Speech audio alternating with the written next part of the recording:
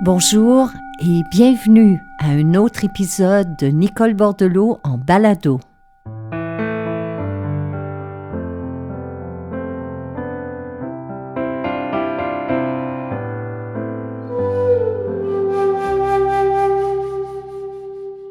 Mes chers amis, au moment de me préparer pour l'enregistrement de ce balado, il y avait ce soleil magnifique à l'extérieur. Il y avait cette neige étincelante qui déjà se met à fondre. Il y avait dans le vent comme une annonce du printemps à venir, comme une promesse non dite qu'il y a devant vous, devant moi, de beaux jours à venir. Et c'est un peu ce temps, cette température à l'extérieur qui m'a donné l'idée de vous partager des extraits d'une rencontre virtuelle que j'ai guidée il y a quelque temps et dont le thème était « Entrer en amitié avec soi ». Parce que je crois qu'une grande partie de nos angoisses et de nos difficultés tiennent précisément de cette déconnexion d'avec nous-mêmes, de ce lien rompu avec qui nous sommes. Alors j'ai choisi quelques extraits de cette conférence virtuelle pour vous proposer des pistes de réflexion, afin que vous puissiez non seulement vous préparer à accueillir le printemps, mais peut-être aussi à vous accueillir vous-même. En mon sens, il n'y a pas de plus bel apprentissage que celui de la connaissance de soi. Alors, mes chers amis, juste avant de céder place à cet enregistrement, j'aimerais vous proposer ces quelques mots de Krishnamurti comme entrée en matière. Grâce à la connaissance de soi, dit-il, on rencontre l'humilité. Et une telle humilité est le sol même, le regard même, le souffle même avec lesquels on voit, on parle et on communique avec les autres. Vous ne pouvez pas vous connaître si vous condamnez, jugez, évaluez. Bonne écoute.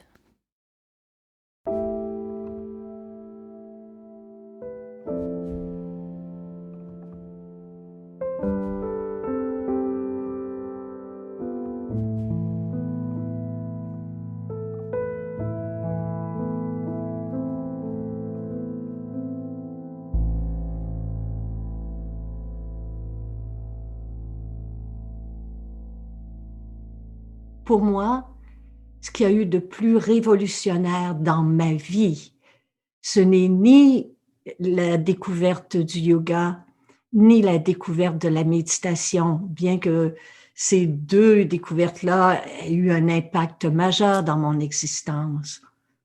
Mais si vous me demandiez ce qui a transformé ma vie, eh bien, si j'étais brutalement honnête, il me faudrait dire la compassion. C'est vraiment ce qui m'a transformée.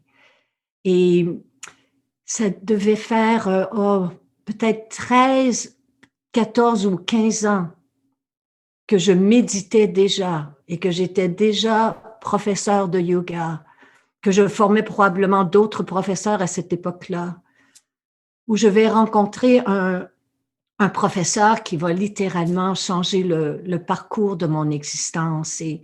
Et aujourd'hui, alors qu'il est décédé, c'est quelqu'un qui demeure très, très vivant pour moi.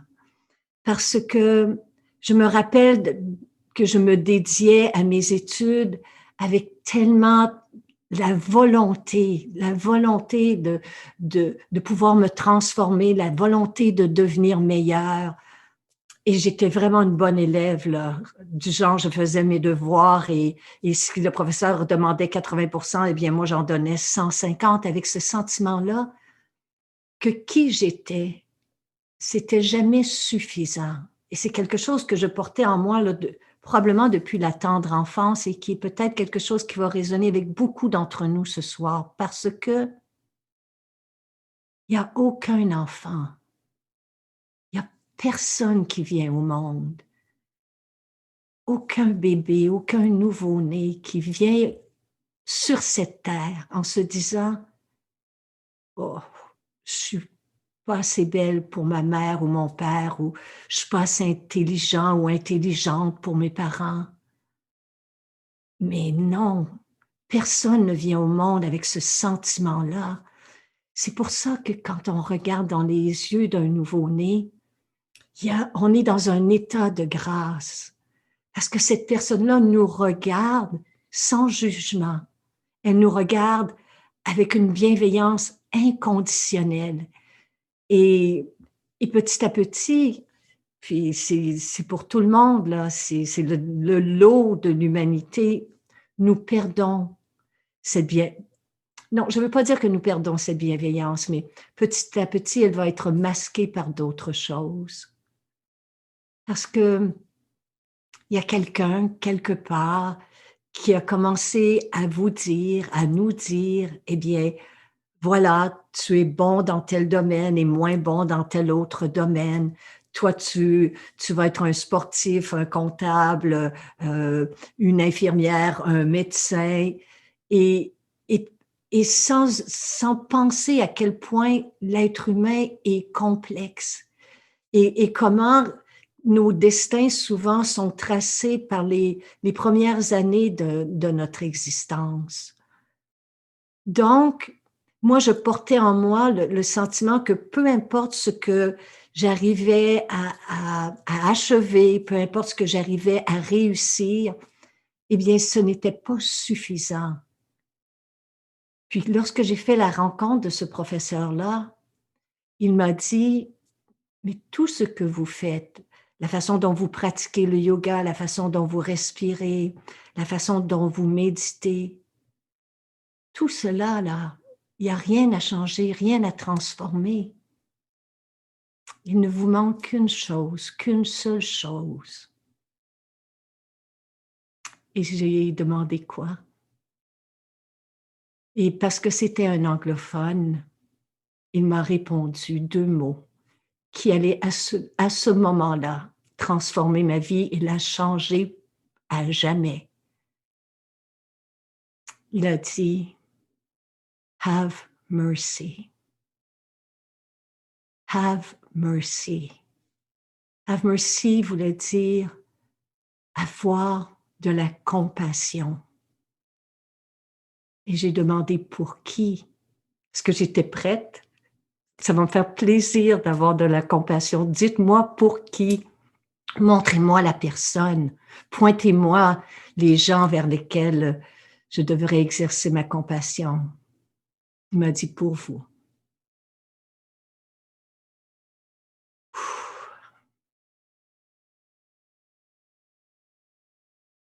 Je suis restée sans mots. Je me rappelle juste que j'ai senti mes jambes se dérober. Et quand j'ai senti mes jambes se dérober, j'ai aussi senti toute la carapace, la cuirasse derrière laquelle je me protégeais, commencer petit à petit à se fissurer. Et j'ai pu sentir qu'il y avait à l'intérieur de moi une part de moi qui avait tellement, tellement besoin de ma compassion. Même si les gens autour de moi en avaient pour moi, tant et aussi longtemps que je ne pourrais m'offrir la même bienveillance, eh bien, je serai toujours à la quémander chez quelqu'un d'autre.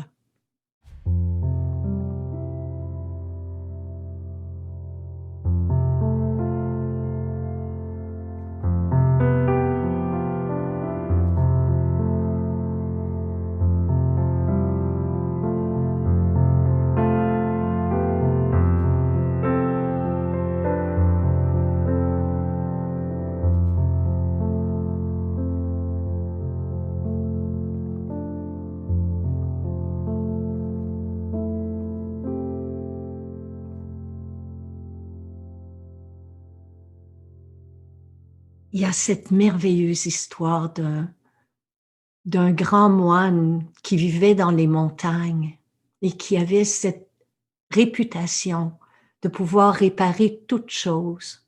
On disait que sa dextérité des deux mains était telle que peu importe ce qu'on lui apportait, il pouvait restaurer la beauté des objets. Alors, il y a un enfant qui est venu le voir et qui a voyagé pendant de longues journées avec sa mère parce que son jouet préféré s'était brisé. Alors, lorsqu'il est arrivé devant le moine lui a demandé, « Qu'est-ce que je peux faire pour toi, mon enfant? » Il a dit, « Mais c'est mon jouet préféré. Est-ce que vous pouvez le réparer? » Et le moine a dit, « Mais qu'est-ce qu'il a, ton jouet? » Et l'enfant a dit, « Il s'est cassé en 1001 morceaux. » « Oh, répondit le moine, je suis désolé, mais ce sera impossible pour moi de le réparer. » Et là, l'enfant le regardait, mais il a dit, « Mais pourquoi tout le monde dit que vous pouvez tout réparer, que vous avez une dextérité telle que vous pouvez restaurer la beauté de toutes choses, même les choses les plus abîmées? » Il dit, « Mais vois-tu, je ne peux réparer ton jouet parce que il est cassé en 1001 morceaux. » Et l'enseignement derrière cette histoire, c'est que je faisais partie, comme nombreux d'entre nous, de ceux et celles qui se promènent et qui vont d'une expérience à une autre, d'une relation à une autre, d'un projet à un autre, en espérant être réparés, en espérant être transformés. Mais c'est pas possible, parce que nous ne sommes pas défectueux. Contrairement aux jouets de l'enfant, nous ne sommes pas brisés en 1001 morceaux, même si parfois on a cette impression-là. Alors c'est pour cela que durant ce temps de confinement, entrer en amitié avec soi est si important, et pas juste dans le temps du confinement, là, pour le restant de votre vie. Pourquoi? Parce que tant et aussi longtemps qu'on n'apprend pas à développer une relation d'amitié envers nous-mêmes, nous ne pourrons exprimer pleinement notre authenticité parce qu'on va se cacher continuellement derrière un masque, derrière une façade, on va se protéger derrière une cuirasse. Parce que si on croit que nous sommes insuffisants, que qui nous sommes n'est pas assez parfait, eh bien, nous allons inventer quelqu'un d'autre. Nous allons nous créer une image que nous allons présenter aux autres. Et puisque les autres vont aimer cette image-là, eh bien, on va être encore plus convaincus que qui nous sommes est insuffisant. Si on n'entre pas en amitié avec soi, on ne se permettra pas de faire des erreurs. Alors, on ne prendra pas de risques. Et il y a tellement de beaux risques à prendre dans notre existence, dans notre vie. Le risque de faire un premier pas pour tenter quelque chose qu'on n'a jamais tenté avant. Le risque de dire le premier je t'aime dans une relation. Le risque de dépasser des limites qu'on s'est imposées. Le risque de dire notre vérité. Puis si on n'entre pas en amitié avec soi, c'est difficile de cultiver l'intimité avec quelqu'un d'autre parce qu'on ne l'a pas avec soi-même. Alors, je ne sais pas ce qu'il en est de vous, mais en temps de confinement, que vous soyez avec d'autres personnes là présentement ou que vous soyez seul, c'est comme si on vivait avec une loupe ou un miroir grossissant. On a l'impression qu'on ne peut plus se fuir. On ne peut plus fuir les autres parce qu'on est confinés ensemble si on vit avec notre famille ou nos conjoints. Mais même si on est seul, on ne peut pas se fuir. Là où tu vas, tu es. Et c'est pour cela que le fait de pouvoir petit à petit entrer en amitié avec soi change notre expérience de toute chose. Quand on vit des moments difficiles, quand on traverse des épreuves, de savoir qu'on peut compter sur soi-même, sur les autres aussi, c'est important, mais qu'on va être là pour soi. Quand on fait une gaffe, quand on commet une maladresse, de savoir que quand on sera seul, on ne sera pas là à se condamner, à se juger, à se critiquer, mais qu'on sera plutôt là à essayer de se comprendre.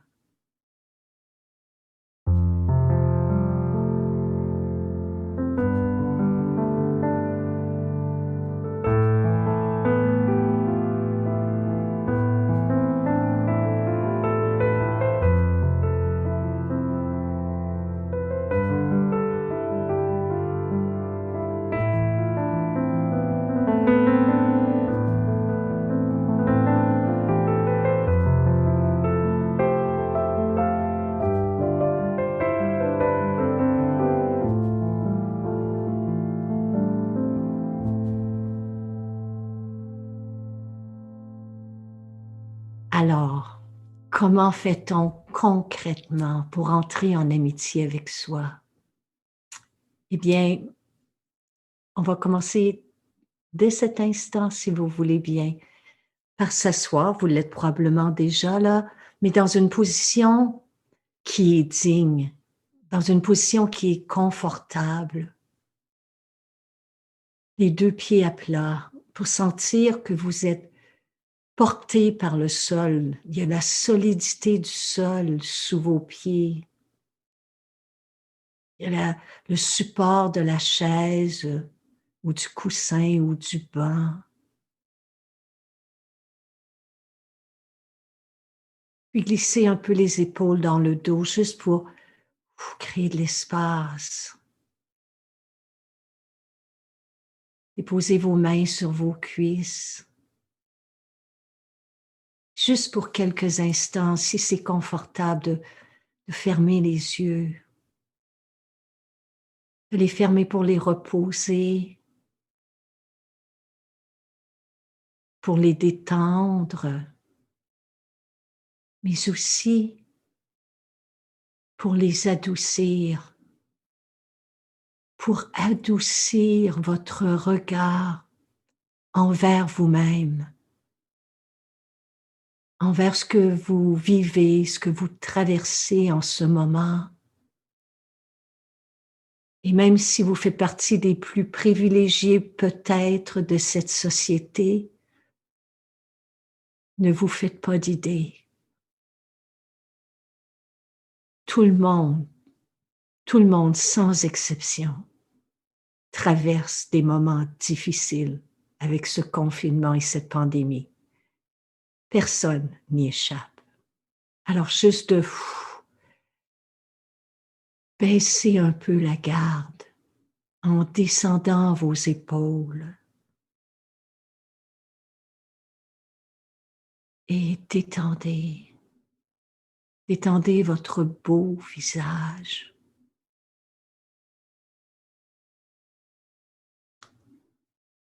Soulevez juste un peu les commissures des lèvres pour détendre la mâchoire, les lèvres, et gardez le ventre souple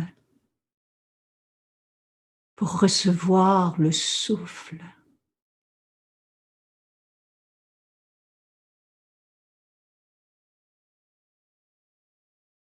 Un regard tendre,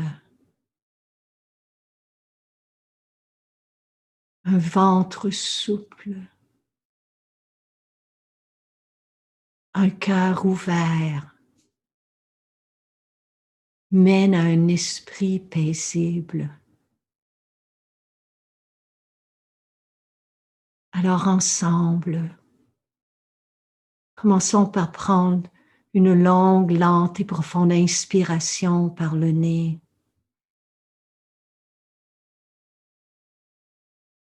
Et expirez lentement. Inspirez. Et dans l'expiration, libérez-vous d'une couche de fatigue ou de tension. Inspirez consciemment, profondément. Expirez. Et sentez que petit à petit, l'intérieur du corps se détend. Inspirez. Expirez. Une autre fois, inspirez. Et expirez.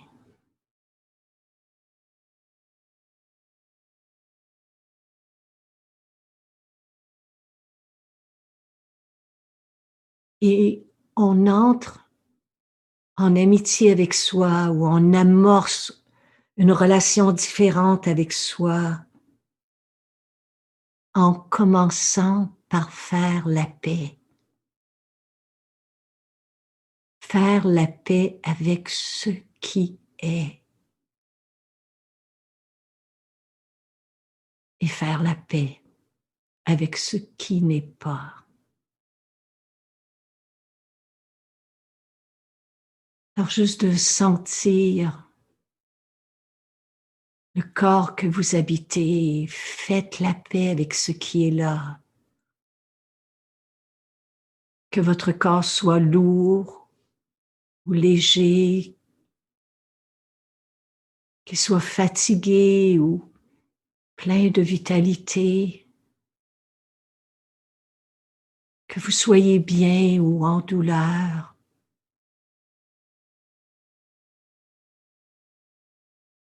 Ne serait-ce que pour un souffle, ce souffle-là, ne changez rien. Juste faire la paix. Faire la paix avec ce moment tel qu'il est.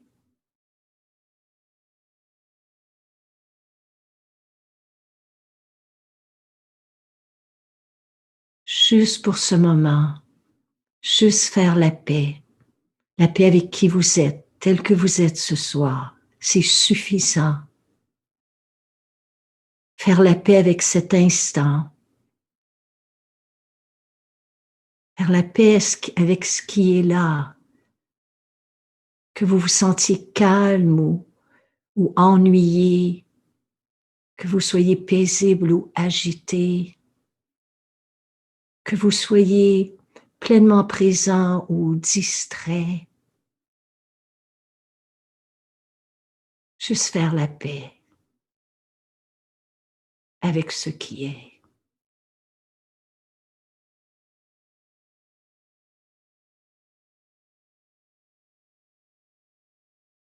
Faire la paix avec ce qui est en vous et autour de vous, qu'il y ait des bruits ou du silence. Juste vous donner permission d'être, juste être. C'est suffisant.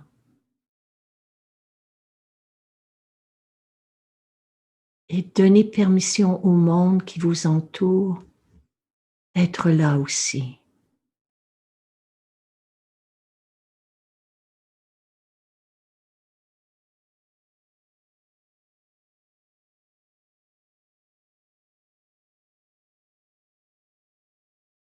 Bien.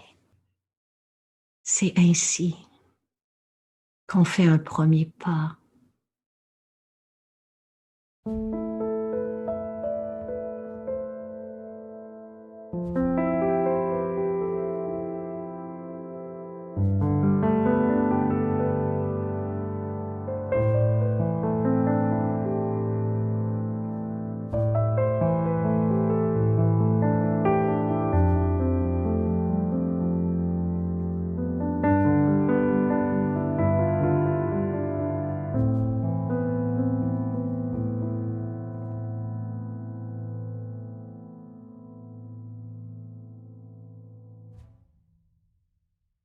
qui vous êtes.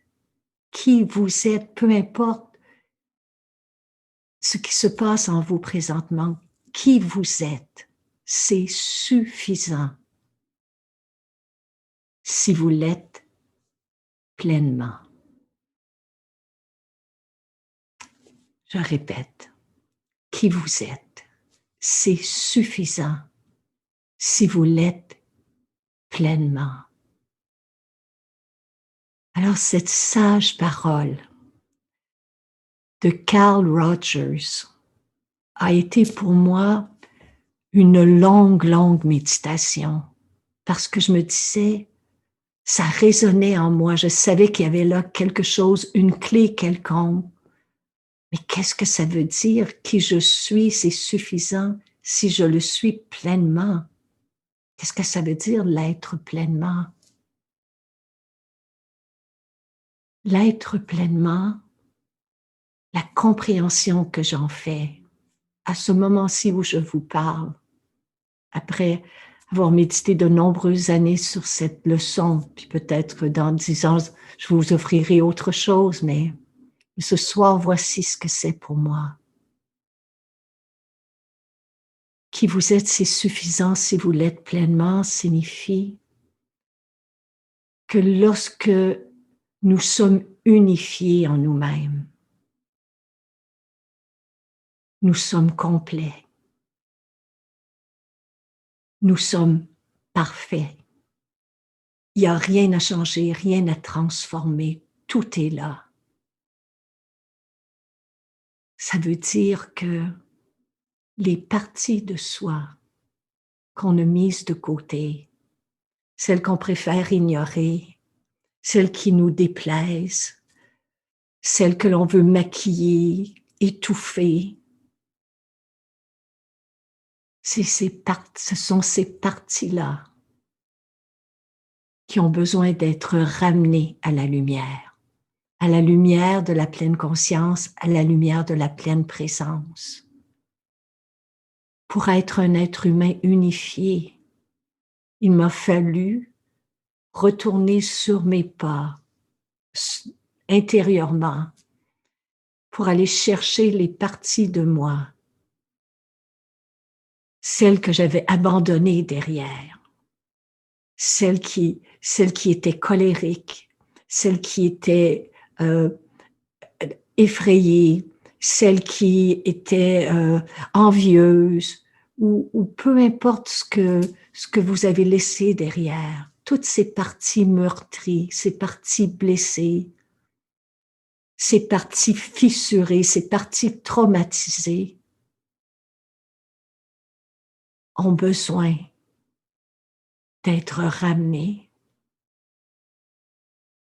et d'être intégrées. C'est ça, qui vous êtes, vous l'êtes pleinement. Qui vous êtes, c'est suffisant si vous l'êtes pleinement. Et c'est lorsque justement on jette un regard bienveillant sur les parties de nous-mêmes qu'on aime moins,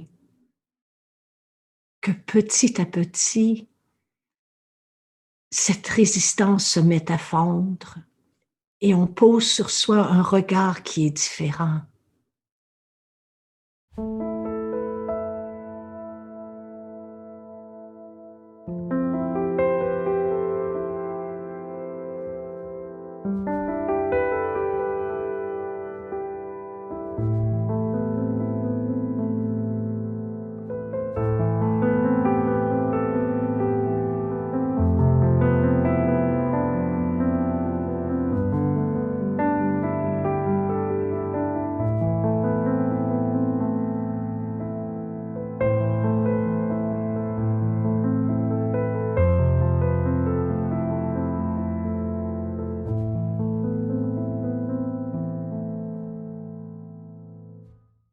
Un de mes professeurs a dit un jour,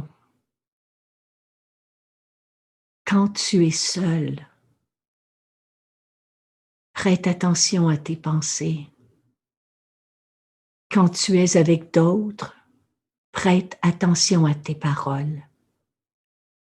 Et j'ai vu là 2 outils des plus importants pour entrer en relation d'amitié avec moi-même.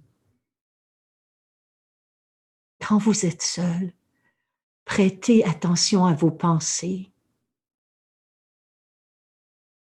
Et quand vous êtes avec d'autres, prêtez attention à vos paroles.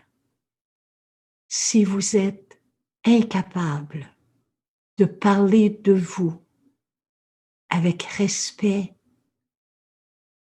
préférez le silence. Si vous êtes incapable de parler de vous avec respect, préférez le silence. Trop souvent, on va s'entendre dire devant les autres, « Oh, moi je suis maladroite. Oh, moi je suis incapable. Oh, moi je suis trop vieille pour ça. Oh, moi ça, je suis zéro dans ce domaine-là. » Et ça peut paraître anodin, mais jour après jour, semaine après semaine, mois après mois, année après année, quand ça fait peut-être 20 ans, 30 ans, 40 ans, 50 ans, 60 ans qu'on se diminue et que, à quelque part, on se dévalue, eh bien, c'est comme l'eau qui érode la pierre. On finit par croire ces paroles-là. Alors, c'est pour cela qu'il disait, lorsque tu es avec d'autres, prête attention à tes paroles. Il y a de très, très, très beaux jours qui vous attendent. Ils seront encore plus beaux si vous avez un regard tendre envers votre humanité, envers la mienne, envers votre vulnérabilité, envers la mienne.